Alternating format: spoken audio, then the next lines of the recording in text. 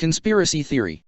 Suppose some people decided to take power and land and realized the best way would be to convince their underlings there was a thing called democracy and they could actually choose between rulers and think it was a good deal? Much better than being ruled by royalty, they were told. Oh, they had a constitution and Bill of Rights they were told would protect them from tyranny, but gradually, over time, the elites found ways to compromise those guarantees. Rule of law eventually became rule by the elites as they made and interpreted the laws to their advantage and the judges were in their back pocket.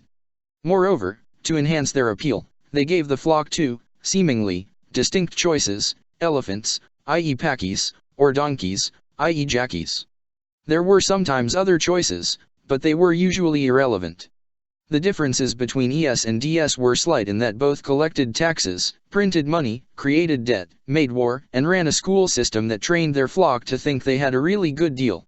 Main thing was they were kept busy working, paying taxes, and trained to be obedient and patriotic because they otherwise would be dangerous to those in power.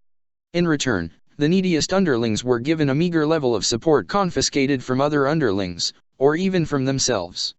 Also, for a hefty price from the flock, they promised protection from threats at home and abroad, which the elites often provoked in the first place. In fact, everything the elites did or provided was confiscated from the flock, including debt for future generations. Even those underlings who were horrified by the elites' reprehensible deeds and profligate expenditures were robbed under threat of prison. The elites always provided well for themselves and their wasteful programs. To increase their hold, the elites continually stoked fear by creating unsustainable programs and making unrealistic promises, then threatening to compromise or eliminate them. They also frequently made specious claims of environmental doom, from which only the elites could save them.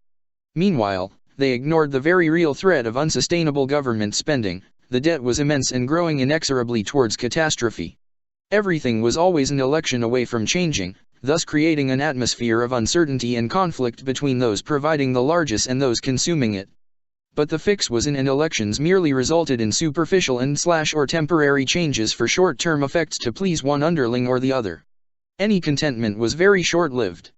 Thus, the underlings were kept busy, going to school and work and fighting amongst themselves to get, or keep, their donkey or elephant in charge, thinking when that happened everything would be, or was, great.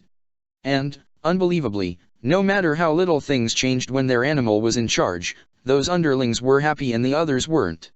No, those losing underlings complained bitterly, and worked hard to get their donkey or elephant back in charge, thinking everything would be great once their animal was in command again.